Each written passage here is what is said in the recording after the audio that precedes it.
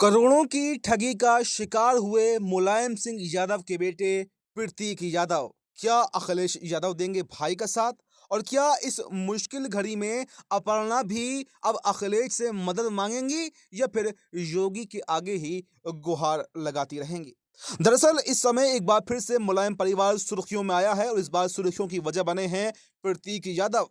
पहले तो उनके साथ में करोड़ों की ठगी हुई और ठगी करने के बाद में उन्हें धमकियां भी दी गईं जब उन्होंने अपना पैसा वापस मांगा। तो सवाल अब यह बनता है कि इस मुश्किल घड़ी में क्या अखिलेश यादव प्रतीक यादव का साथ देंगे या फिर नहीं, क्योंकि खून का रिश्ता तो चाहे भला ही ना हो, लेकिन एक दिल का रिश्ता भी होता है और एक इंसानियत का रिश्ता भी होता है। अब सवाल यह है कि अखिलेश यादव अगर मदद भाई की करते हैं तो उसके बाद में अपर्णा यादव का क्या स्टैंड रहेगा, क्योंकि आपको बताएं कि अपर्णा यादव बीजेपी में है वो, और बीजेपी में महिला आयोग की उपाध्यक्ष के पद पर हैं, लेकिन बीजेपी में खुश नहीं है, उनको कुछ मिला नहीं है। इससे ज्यादा तो वो उनके पास सपा में था।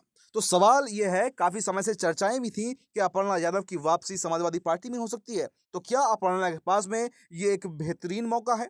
क्या ये जो मामला पूरा हुआ है इससे पूरा यादव परिवार जो है, मुलायम परिवार जो है, वो एकजुट हो जाएगा? दरअसल पहले आपको पूरा मामला बताते हैं कि मामला है क्या। दरअसल इन्वेस्टमेंट के नाम पर प्रतीक यादव से पहले करोड़ों रुपए लिए गए, उनसे बड़े बड़े वादे किए गए, फायदे दिखाए गए, पद के, फायदे के और भविष्य के सुनहरे सपनों के। लेकिन जैसे ही वक्त बदला तो प्रतीक को किनारे लगाना शुरू कर दिया। और जब उनको लगने लगा कि उनके साथ में दुर्व्यवहार किया जा रहा है, उनको कोई रेस्पॉन्स नहीं दिया जा रहा है, उन्होंने जब अपने पैसे मांगने की कोशिश की, तब उन्हें सीधे धमकियां मिलने लगी। और धमकी भी क्या थी कि अगर ज्यादा बोले तो झूठे पॉक्सो केस में फंसाकर जेल में भिजवा दिया जाएगा। सोचिए, ये कोई आम इंसान नहीं बल्कि मुलायम सिंह यादव के बेटे के साथ में सब कुछ हो रहा है। अब प्रतीक यादव ने खुद ही इस मामले को उजागर किया है, लेकिन सबसे बड़ा सवाल तो ये बनता है कि अब इसमें होगा क्या, क्योंकि कई दिन बीत चुके हैं लेकिन योगी सरकार ने तो कोई कदम उठाया नहीं है। तो क्या अब प्रतीक यादव, अपर्णा यादव अखिलेश से ही गुहार लगाएंगे और अखिलेश ही एकमात्र सहारा हैं जो प्रतीक को न्याय दिलाएंगे? और सवाल सबसे बड़ा तो ये है कि क्या इसी बहाने समाजवादी पार्टी एकजुट हो जाएगी, यादव परिवार एकजुट हो जाएगा?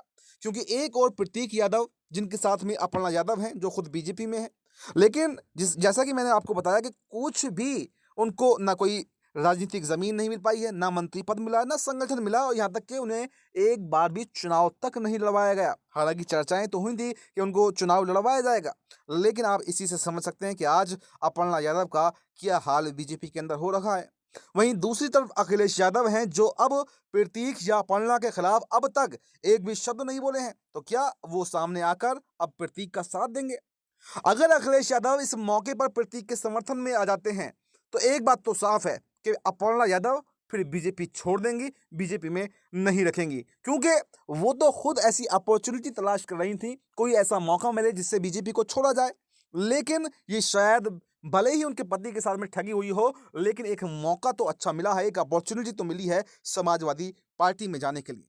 तो ये देखना अब बेहद दिलचस्प होने वाला है। अब सबकी आंखें ये टिकी हुई हैं कि अखिलेश यादव का अगला कदम क्या होगा और अपर्णा यादव का अगला कदम क्या होगा। क्या वो खुद चुप्पी तोड़कर अखिलेश से मदद मांगेंगी या अखिलेश बिना मदद मांगे ही भाई के लिए आगे आएंगे? आपकी इस पूरे मुद्दे पर क्या राय है? आपको क्या लगता है कि अखिलेश यादव का अगला कदम क्या रहेगा और समाजवादी पार्टी एकजुट हो पाएगी, यादव परिवार एकजुट हो पाएगा या फिर नहीं? इस पूरे मुद्दे पर आपकी क्या राय है? जो भी राय हो वो कमेंट बॉक्स में ज़रूर बताएं और देखते रहें बेबाक रिपोर्टर। धन्यवाद।